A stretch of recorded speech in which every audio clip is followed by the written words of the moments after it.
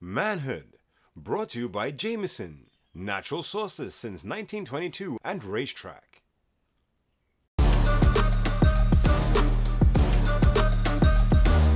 Thank you for once again joining us for Manhood. This is the season finale. But as we've said over time, that the conversation never ends. Maybe the episode may end, maybe the season does end, but the conversation continues. And don't worry, we'll continue to have these conversations, but we need to take a break. We need to regroup. We need to do the research, hear from a lot of the young men, women, older men, and older women, of course, to ensure that what we bring, even though it's very conversational and as jovial many times and some jokes are cracked, it's a very serious topic, because at the end, what we want to achieve is to be better as brothers. Correct. Today's topic, a bit off topic in certain ways. Men are from Mars, women are from Venus. We've heard it so many times. And at the end of it all, a lot of it comes down to triggers. And you hear women a lot of times say, men and their shit. And what I'm trying to get across today, and hopefully in a sort of synopsis, a culmination of nuggets that we have discussed over the period of this season, is that if we continue to think the same way and do the same thing over and over and over again, then that's the definition of insanity. Mm-hmm. We need to make the change. And if someone's at 80, then you can't be at 30 or 40 or 50. You can only be at 20 as a max, because there's only 100%. So I'm appealing to all those that are listening and hearing that let's try to make the change. Let the change begin with us. Mm-hmm. And that's the only way that we're going to be better as brothers, better as partners, better in a relationship, better as humans, because we're not dolphins, we're not horses. We can only be better within ourselves as humans. There's only a male and female, and therefore, if we aren't batting for one another, then who is? True. So, once again, it's a pleasure. Johanse IODK, Behavior Change Consultant, a good friend, Jessie Ramdeo, Senior Reporter, Producer, and of course, Niall McNish, Producer, Actor, turf creator, tough. There's a couple of things inside this. So really excited to have all of us, within this conversation today. So season finale, guys. Season finale. Yeah. All right. A lot of nuggets Johanse have come across this table over a period of time, and that is true. Men are from Mars, women are from Venus, right? I've heard that since I was a child. Yeah. Facts. I haven't read the book. Right now, a little group of us men, we have the audio book, so we kind of listening to it, so we could understand. And one of the guys thus far who almost completed, he was sharing some of this stuff, right? Mm-hmm. And his goal, because I've once heard a quote that says, "Don't try to understand women, just accept who they are." Mm-hmm. Right? Okay. So don't try to understand women. Because you always hear men trying to understand women. They have some jokes where this is the book. This is the book to understand women. And when you open it, it's a blank. Right? Right. Yeah. I've read that book before. That's a meme actually as well. Right. But he was saying, don't try to understand them. Just accept who they are. Yes. Right? And I'll go even a little deeper, because all women are not the same. Correct. So the woman in your life, the woman you interacting with, accept who they are. Sometimes you may not have to like it. I ain't saying like it all the time, but accept who they are. Any thoughts? I mean, even on that, just to say that, even as you said, just accept who they are. We ask the same. We ask that women also accept who men are. And I'm not just talking about men, everyone's individual in their own, but even in that individuality, right, you are still the same to someone, because you're not, that's not unique. So even I might specifically like this, as crazy as it might be, I'm almost guaranteed there are hundreds of thousands of others that I haven't probably met as yet that feel the same way. True. So, we're not reinventing the wheel here. So it's a case of both. It comes down to mutual respect and understanding their needs, the innate behaviors, the innate what makes you a man. So whether we come back They to need blueprint. the blueprint. So whether it comes back down to men are hunters, women are nurturers, and you take it from there, that's what we're asking for, that respect of that, and not try to understand that, but to accept it. We don't have to understand. It's like a And I think therein lies the beauty of it, accepting the fabric of a woman, what constitutes a woman, and whether that woman is a partner, a relative, not looking necessarily all the time for the negatives or the faults or the flaws, but accepting them as they are, To me, that is the beauty in it. And it took me a long time to accept that and to realize that. And I'll dial into a point, and I'll share my relationship with my wife. It took me a real long time to accept certain things, right? Throughout the journey, Like what? Perhaps one, as an individual, I tend to be very independent. I tend to be things like being a clean freak, stuff like that now, Coming into a relationship, sharing a home and that kind of thing, realizing that I'm sharing a space with someone, certain things that I am accustomed with is no longer, that mold has been broken, right? Having to now, in my mind, it's like, gosh, why you can't get certain things right? Why things can't be done as it to me? But then I realized, just it makes more sense if you accept certain things, change what you can as an individual, right? And perhaps let that individual learn from that as well, To me, I'm not here to control. I strongly believe that we struggle as men with a power dynamic.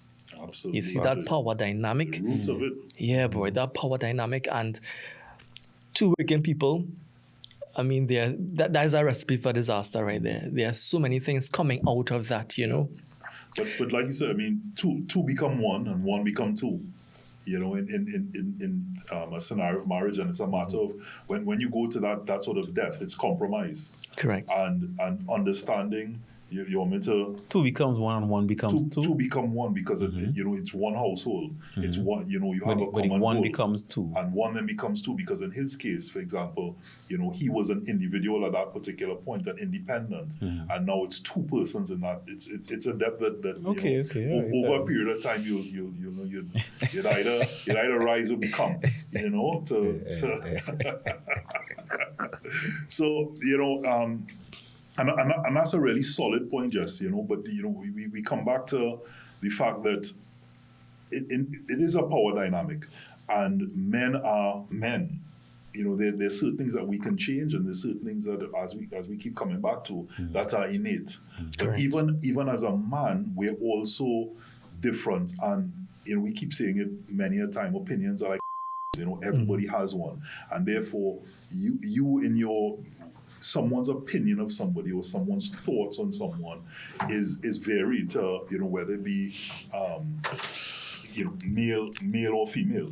So even though a woman might like something with a man or particular men that she may be involved with, right, doesn't mean that that's all men.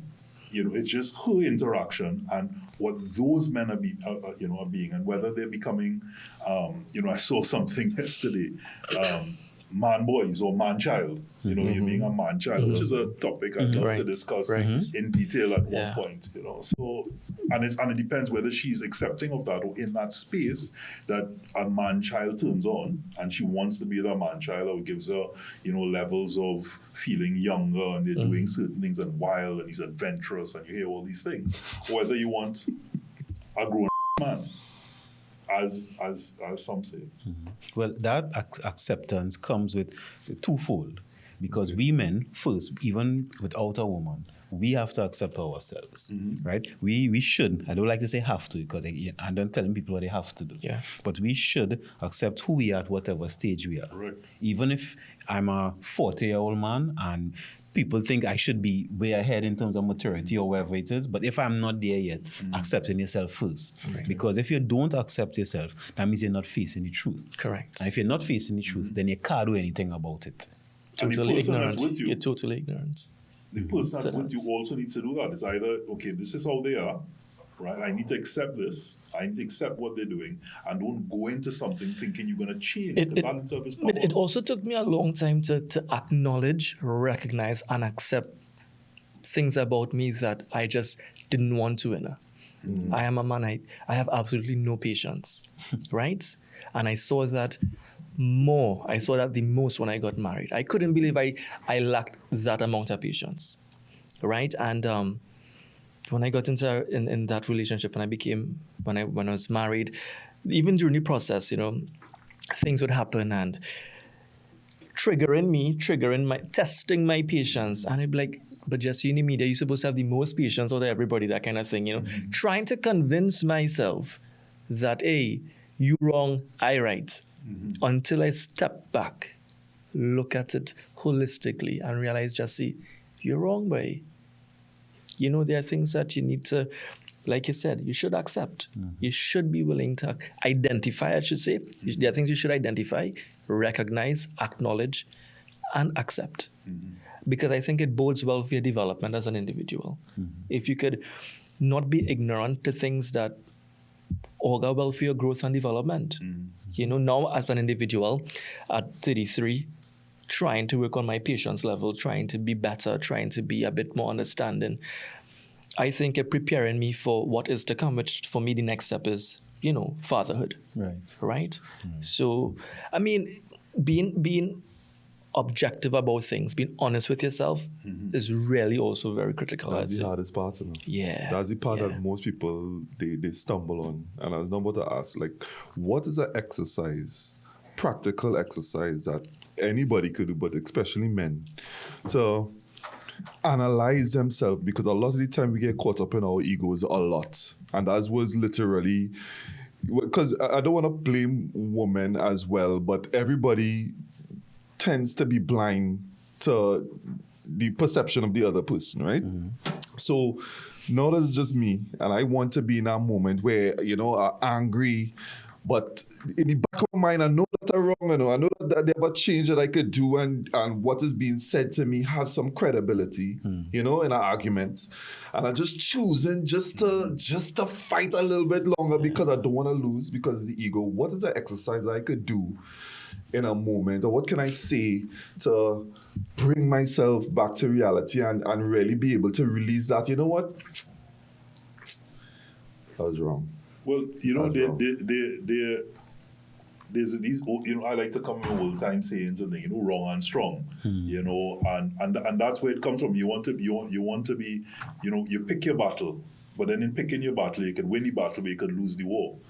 And a lot of times, as I've said on other conversations that we've had with manhood, is that part of it you have to look at you are not the problem, your partner isn't the problem is the problem. Okay. And it's us identifying that. And once you can be mature enough, people use things like safe words. But in the heat of the moment, I challenge anybody to tell me that those safe words or those things that you put in, whatever that may be, work each and every time. It doesn't, because there'll be a point that you'll be like, F that safe word. I want to make this particular point. And 90% of the time, you realize it has nothing to do with that particular issue. It's a lot of pent-up other stuff that brings you to that point. All right. Well, so let me answer Niall, and then you'll come in, Jessie. When you're asking what is a technique that you could do, now what I'm going to say in practical, the first thing I thought about is get married, right? Okay. Let me tell you why I say that. And then I'll give you something practical. I realize, and it's me personally, without being married, I didn't see the full picture of myself, right? Being single, I know what I like, what I could do, even reach a certain level of success, right? And I good. Comfortable. But when our wife came into my life, even though I didn't like certain things, because I didn't want to see certain parts of myself, and then I couldn't. And I say couldn't, that's an important part. I couldn't see parts of myself. So having a wife, and whether you want to call it a good wife or bad wife, or not having a wife or somebody looking at you from a different perspective, help a lot, right? So that's the long answer. That's not the short answer. The short answer of it is, what helped me is doing research, researching it, because there's something, in the field, there's something called the Johari window. I don't know if you all ever heard about that. Johari window. But I like it. Johari window. That you want to put in your little tidbit box. You know? Just think about a classic window, square, and then with the cross in the middle, so you have four segments, okay, right? And the basic is how you see yourself, how others see you. Then there are parts of you that you don't see that others will see, and then there's the unknown. I think I get that correct. And when I learned about Johari window, I always keep that in mind. So there's a way I see myself, which is me, but of course could be blinded by ego, could be blinded by triggers, trauma, upbringing, all kind of things. Then it have what people see, sometimes what people see, sometimes what I want them to see, but also what they see is also based on their own lenses. Okay. Right? And then there's a part where people seeing things that I'm not seeing. And then we go in the unknown. The unknown is, like we call it, extraneous variables. Things I might see, things I mightn't see, etc. So it have all of that in play. So when I do something and like say somebody reacts in a way that I may not want, or I'm surprised, like why he behaves so, why she get on so, I no longer come from the place that there's something wrong with them, right? Now, something could be wrong with them too. Yeah, right? fair, But fair, I'm considering now all the options. Yeah. So what did But I that's do? subjective. What do you mean? That something's wrong with them. I'm just saying it.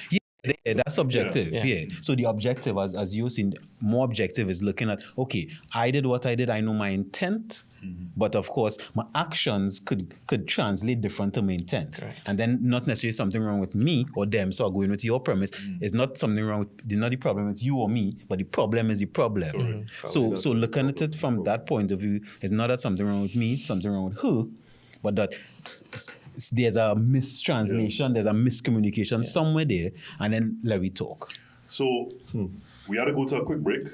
And, I like that because a lot of times, the part I'm agreeing with is that a lot of times you can't see the picture, one inside the frame, right? You need to step out to be able to see it and appreciate it.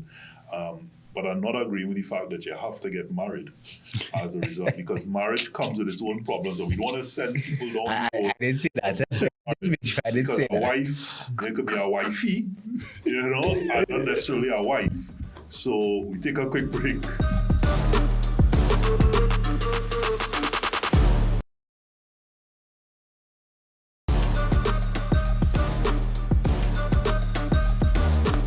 Welcome back to Manhood. This is the season finale, not the last conversation, but at least the last one for this season, right? Not the final conversation.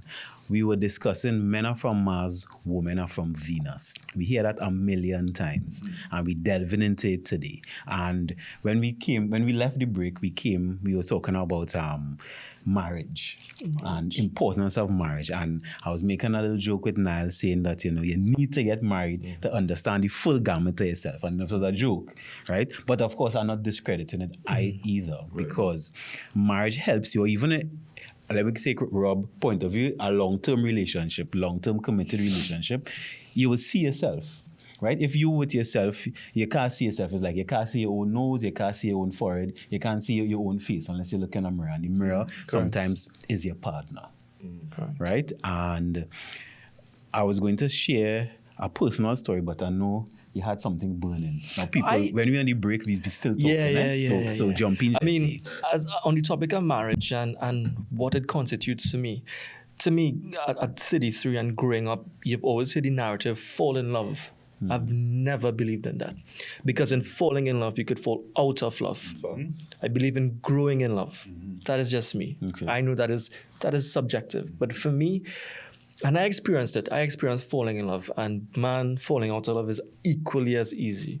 But growing in love and growing to love somebody is a whole different ballgame. And to me, that is what allows for, to me, that is a contributing factor in the success of a marriage. In that, as much as you're growing as in a marriage, you're also growing as an individual.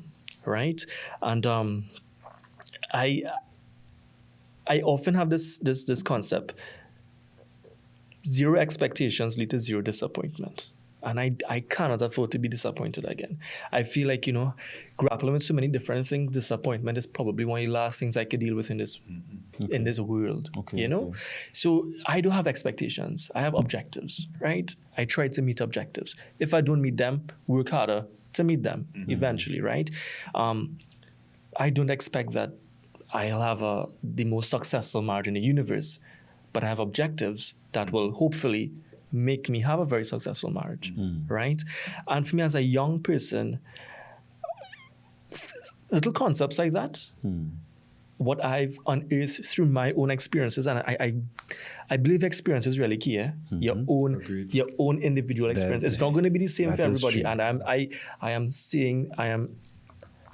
I couldn't be any clearer on this point that everyone's experience is going to be different. It has worked for me thus far.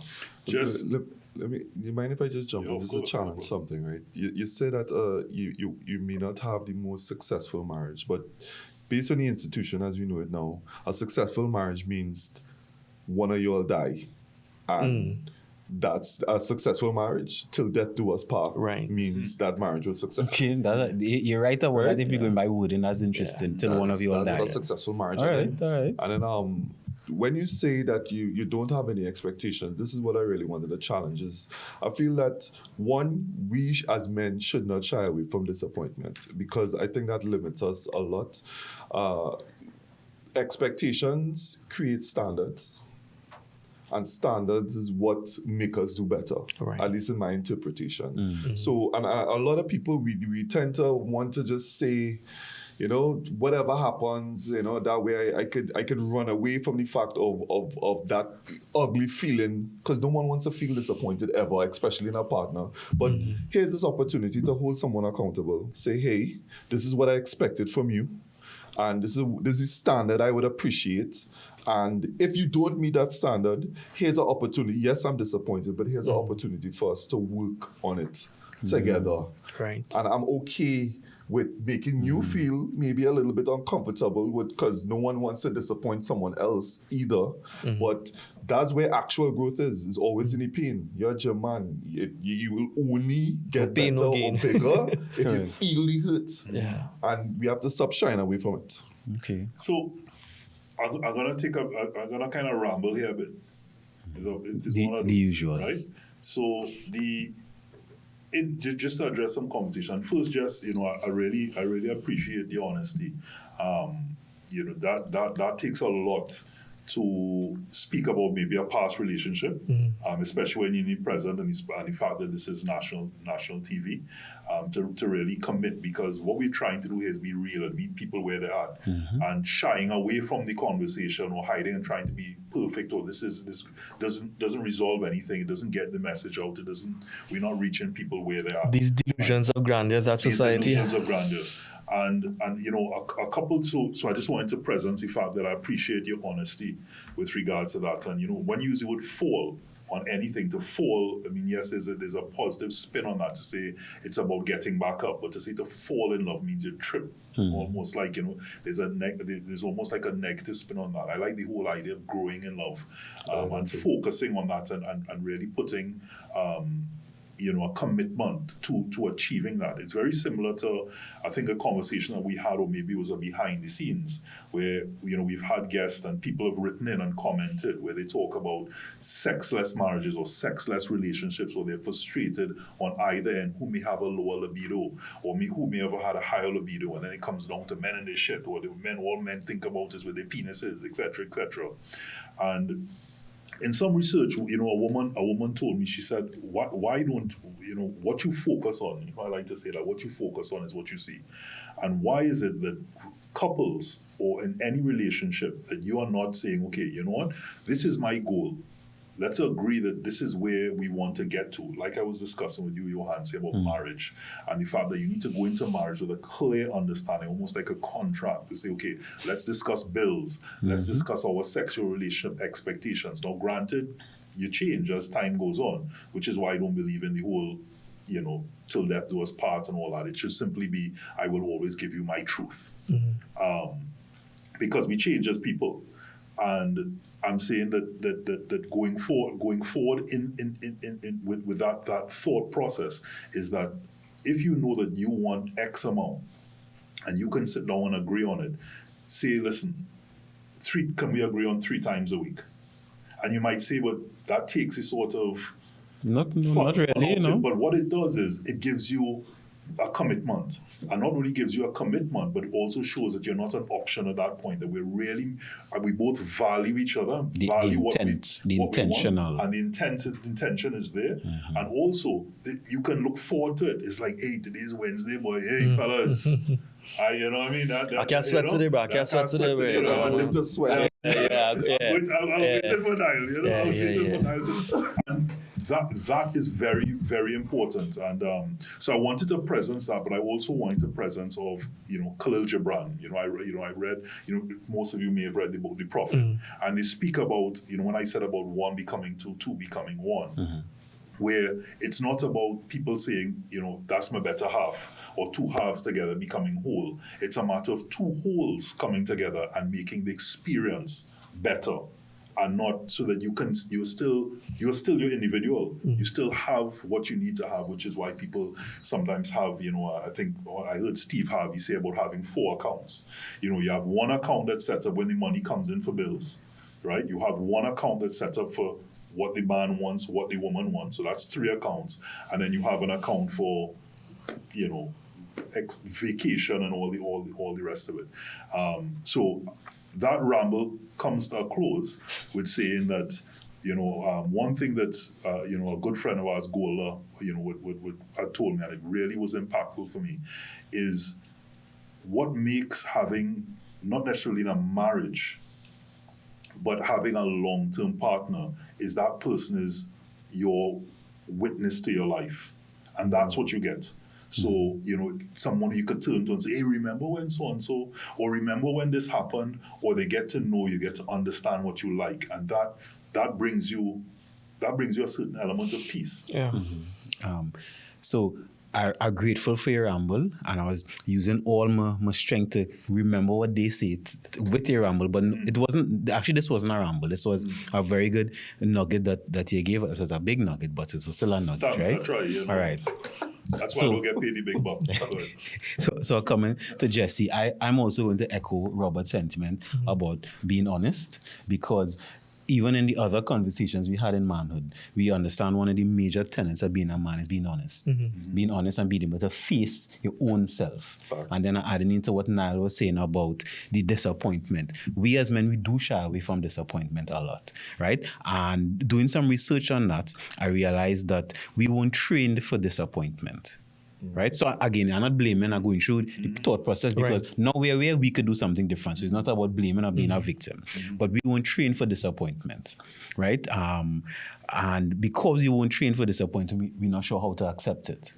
So now we understanding that we could put things in place. And then you said about not having expectations, and then sometimes it translates into, well, anything goes. And a lot of us men, like say Trini men, say, well, anything. And the truth is we actually take anything. And that's not good at all. And we had discussed it before. It's good to have standards, right? It's good to have a framework, because just taking anything, that means if you use a 10 out of 10, if you rate yourself high, that means you go take a 2 out of 10, you go take a 3 out of 10, and that's not a standard. And then going into marriage, and I was sitting here thinking how grateful I am for this, because if I had this before, and if we men in general, if we had this before, we would do a lot of things differently, because I was married before.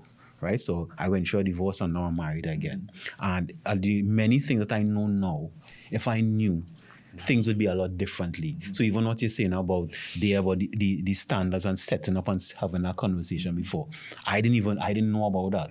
And the men before me, they didn't really tell you the truth. Everything is kind of a laugh and a joke and wherever it is now. Everything is love on butterflies. Right? But understanding it now. And then I even went through understanding that on the second time that love is not a feeling, because I thought it was a feeling, and the truth is the feeling came and it went. It came and it went. It came and it went. And I remember there's a movie I was watching. I don't know if you'll ever look at the movie The Prestige.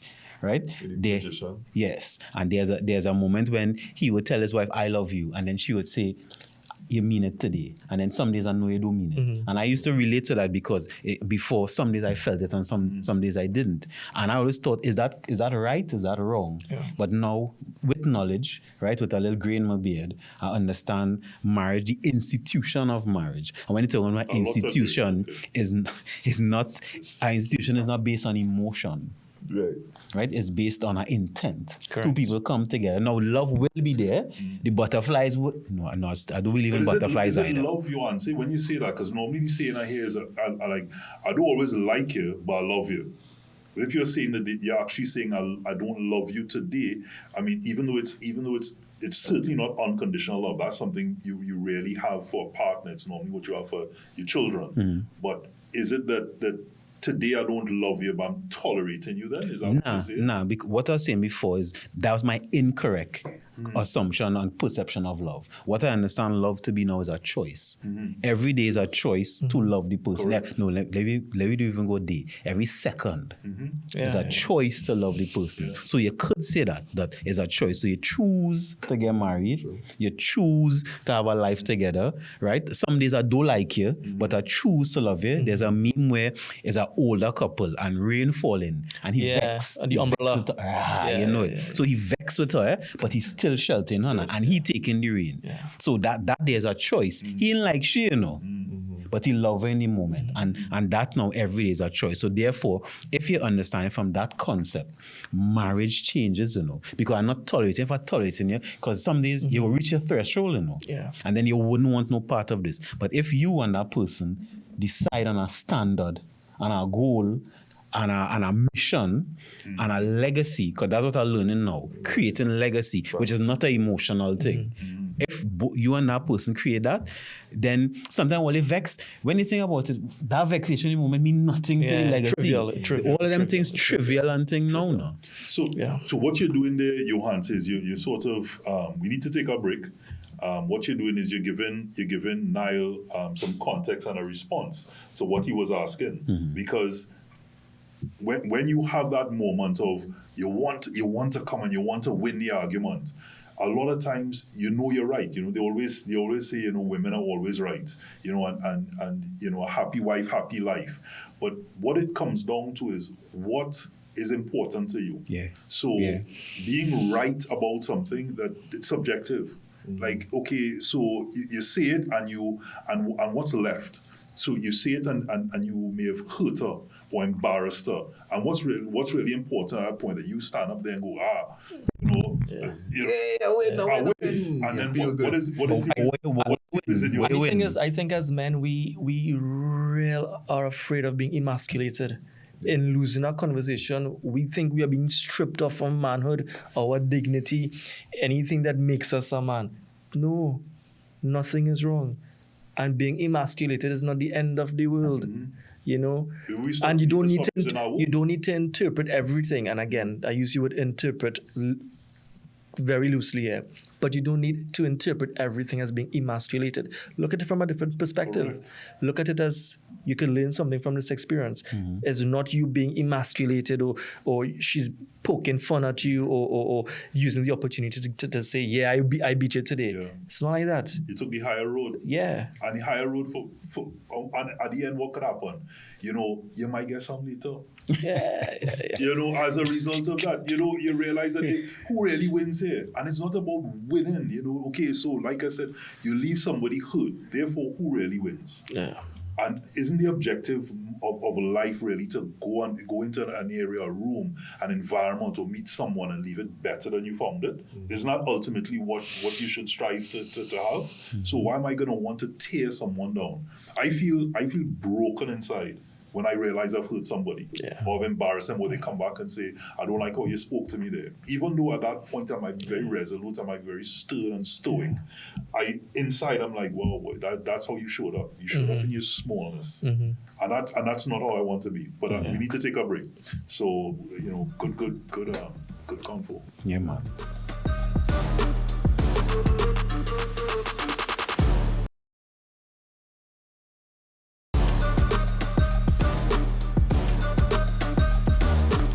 Welcome back to Manhood. We've been having such an amazing conversation. I wish this could have been a longer conversation. I wish I could have been part of it from the beginning. And the conversation has been centered around man is from Mars, woman, they're from Venus, right? But let's dial back to the initial topic and why we're here. The whole issue of the power dynamic and that topic. Rob, what's the takeaway here? What do you want the takeaway to be? Yeah, what I would like is certainly the whole premise, the reason for manhood is to be better as brothers. So in order to be better as brothers, I want us to also take from men are from Mars, women are from Venus, that we can coexist. Yes. That's the beauty of it. Yes. As Kema, our managing editor here at Guardian Media would always say, if two people always agree, one is unnecessary. And it's the same thing. If we're always doing the same thing, in certain things it's great. You have a partner, you have that witness doing the same things, and you can enjoy things together. But it's okay for someone to come along for the ride, but not necessarily enjoy the journey. And there's also instances where two people can do things on their own so that they can have conversation and that you can always have a dynamic and you can exist, you can coexist. And so it's to understand that, yes, men may be from Mars and women may be from Venus, but guess what? We are perfect. If we start to go down the depths of Kama Sutra and things like that, that's what brings the beauty to it. So what I want to get out of it is that it's okay we need to stop saying, for example, men and just say, hey, that's a man. That statement really rubbed It wrong does. boy. It does. You're talking about that from since the first. Because when a woman says men and what you're doing is you're discrediting and discounting what is innate. It's not a choice to specifically say, okay, well, as you said, Jess, for example, patience. You can work on that. If you are a particular way, you can work on certain things, but there's certain things that make a man, and there's certain things that make a woman, and we need to, instead of come down on it, we need to appreciate it, love, and embrace it. And respect the fact that part of my attraction to the woman in the first place is also some of these things that's part of a character. It's part of a character. That's the truth. Yeah. Not to defend the man statement, right? However, I believe that a lot of the times the complaint that women would have is that, as you just rightfully said, there are characteristics that a man has. But I feel that when men don't fall within those characteristics is where I feel the man is come into play. When men don't be providers or be protectors, when they step out. Not in this case that I'm talking about. When I have the bee in my bonnet about it and men and their I fully embrace your point that if it's coming from that point of insecurity, low self-esteem, or macho bravado, all of these things, that could be men and their shit, and it's something that you have to deal with in your smallness and in your space. Okay. Right? I'm talking about men in their with regards to a man, like man being a man. So Give an example. So a certain men are egos. Men are logical thinkers, right? For the most part, women are more emotional. Okay. Like we spoke about in a previous episode with the whole agreeability, right? Women are more predisposed to that purely because innately they're nurturers, and we can't take that away, from what makes a female, right? And which is why you find even in love languages that males love languages, they want to be touched, they want to feel touched, physical, but again, we could come down to the premise of all humans, all mankind is to be loved and to know that you are enough, right? Robert, I get your point about that, and I agree with you, because in the last conversation I was saying I don't really like the term the battle of the sexes. Now I understand it in fun and in jest, right? But when we battling, nobody winning. Correct. There's a connotation to that, and it should be a battle. But no, what is in battle? Yeah, that connotes, violence, war, that kind of. I mean, you could apply different meanings to it, but it doesn't need to be like that. It's unnecessary. So iron is sharp on iron. Iron is sharp on iron. But just to answer your question with regards to a specific example, in that specificity, I'm speaking about men are hunters.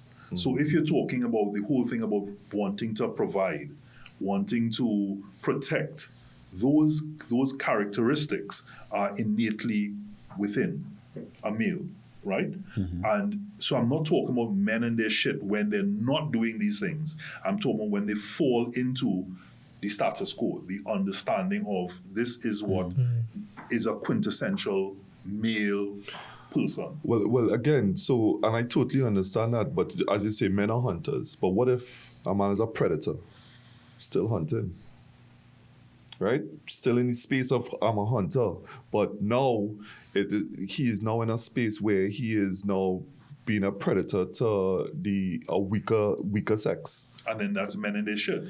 So that's not in the category I'm facing it. I'm talking about just being a male, like what in the positive light of what men are from Mars, that what that character, what the. All right, let me see if I can give a specific example, right? okay. Because as you notice, Robert not giving a specific example. A specific example is most men are problem solvers, right? So if a woman come to you with a problem, what you're thinking about already is the solution. But many times women don't want that. They want somebody to vent to. So an innate thing of a man, being a problem solver, especially if it's the woman you love. If a woman you love coming to what you're thinking about already, I don't want to see her in distress. I want to solve the right? problem. I want to solve the problem. But she may not want the problem solved. Yeah, I'm giving that as a good example between Mars and Venus. We want to solve, they want to vent. Neither one right or wrong because venting real important. Right. And she needs to vent to get it out to even be open and susceptible to the solution. Correct. Right? So, but if a woman berate a man, all you want to do is solve the problem, then that could be a woman berating a man for being a man. Or if I say, but all you want to do is vent, that could me be berating a woman for being a woman. So understanding the difference, because what I like not the battle of the sexes, but I call it the dance of the sexes, right? Right? With a dance, is a different thing. So she come and she vent, right? And you dancing with it, and then she get out all the feelings, and then you present the problem. That is, the solution. And then and then then we present the solution, and then now the dance complete. Right. And now we both leave happy. So really, and that is the point. Understanding and is not better or worse. Is really the compliment, and that's what it is. A woman's supposed to compliment a man's supposed to compliment Vice a versa. woman. Agreed. And how we reach in there, I think first the base is what we talk about is being truthful with yourself. Because even understanding as a man who you are as a man, that the same thing I just said, we men want to problem solve. Understanding that first, real important, so that you could even be able to manage it. You know the saying, knowledge is power. So therefore, the more you understand and know about yourself, Correct. the more power you have to manage yourself. And pun intended, manage yourself. So then you know, in your power, knowing that I like to be logical all the time, but then, I can manage it because in this instance, I don't need to be logical yet. Right? In this sense, I'm a man. I know I'm more powerful physically, right? But because I know that, I can manage that in certain situations. Right. I, as a man, know, let's say there's a power dynamic because I'm a man. But now, because I understand it and I accept it and I know it as truth, I could be able to manage it better. So therefore, I could be more responsible with everything that constitutes me as a man. Not perfect. I ain't saying perfect. But you're a man. But we understand where it comes from. So now, with the women from Venus, we could understand how to do it. And I would say, ladies, you all too, you all have to understand what constitutes yourself as being a woman and understand it, so then you can manage it. So now we could have the dance, right? Wherever dance is, even if it's a wine, right? We could both do the dance as best as we could, not perfect, but as best as we could. Okay. So I want to. We've come to that moment. It's the season finale, and of course, this particular conversation needs to end. And I want to take it away to kind of segue and use men and their to really, really put it down to, as men, we know we are. Most times. And we need to acknowledge that, and it's not a case of women are doing this and women and triggers and things like that. Men are. And we want to acknowledge that and say, we need to be better as brothers. And I want us to give in our closing thoughts, some of the takeaways from the other episodes, some of the conversations, or just personal experiences, as to how do we be better as brothers, and what are we individually going to do to not only try to get across to the persons we come in contact with, or persons who are listening, or to this program, but to really going to make an effort within ourselves, because the change must start within. We can't be expecting what we ourselves are not willing to try to achieve at the very least. And this is where fall comes in. We can fall many times, and it's about getting back up. So our takeaway thoughts, guys, better as brothers. Put me on the spot.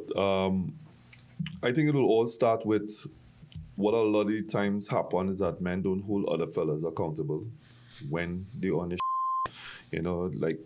we would give up bridging our bonks when you on your wife. And I find that's out of timing, you understand? I get it, you want to do things out of line. But if you make a commitment and you say, yo, this is what I gonna do, and I come to your wedding, I'm not trying to see you on your wife, dog. I'm not trying to see it, don't do it in front of me. So your girl, however, that's at the front. Anyway, but point is that it have moments where, as a man, you could really hold your brethren, yo, hear this thing. That's not cool. You know that he's gonna toot on it, because fellas don't want to hear next man talking to them in a certain way. But I feel that if it is you risk your friendship and you really go out and say, yo, hey, this is what I think you could be doing better. This is what I am disappointed in you in. And I feel that, this is the change that you should make.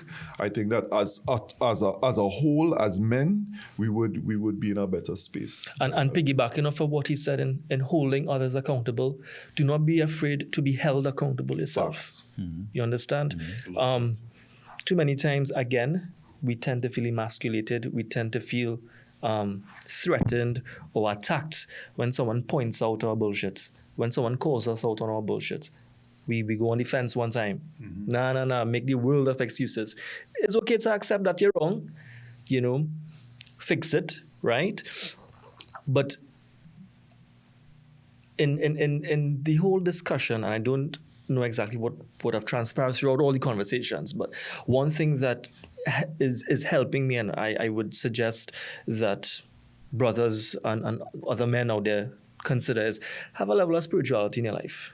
That plays a huge role in shaping your character, and that spirituality also helps hold you accountable.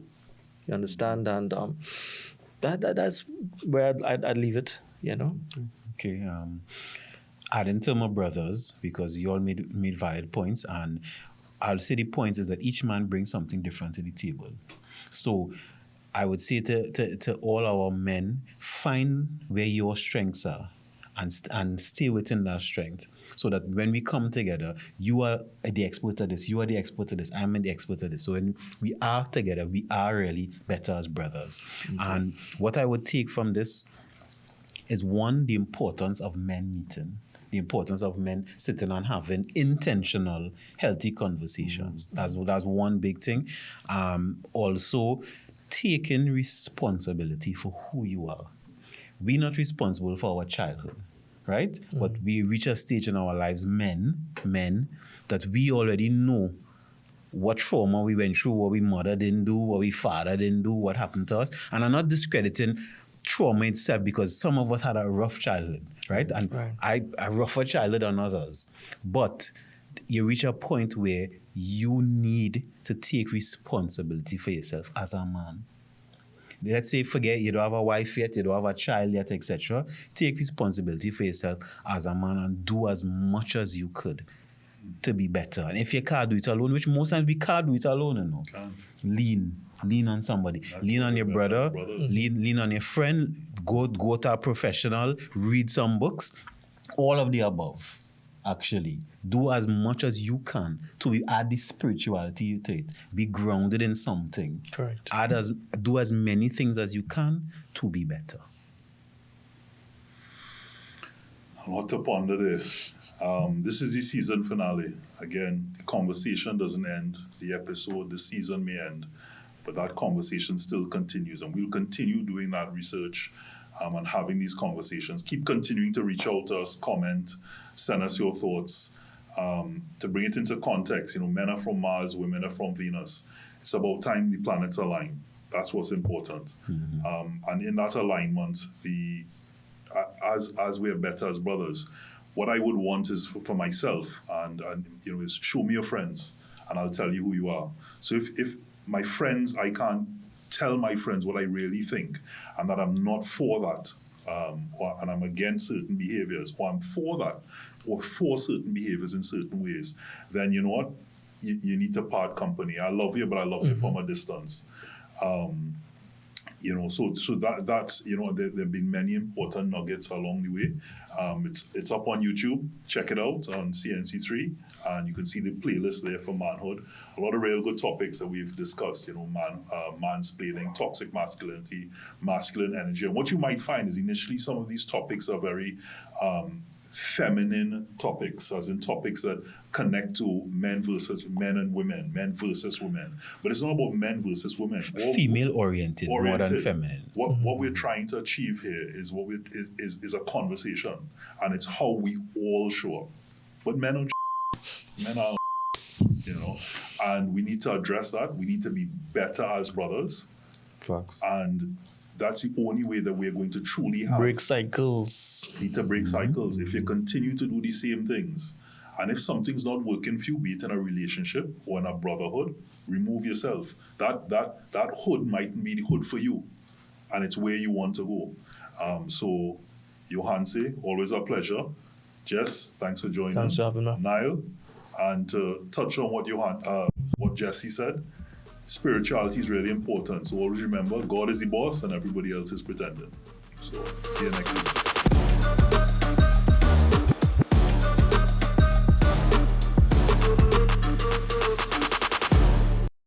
Manhood, brought to you by Jameson, natural sources since 1922, and Racetrack.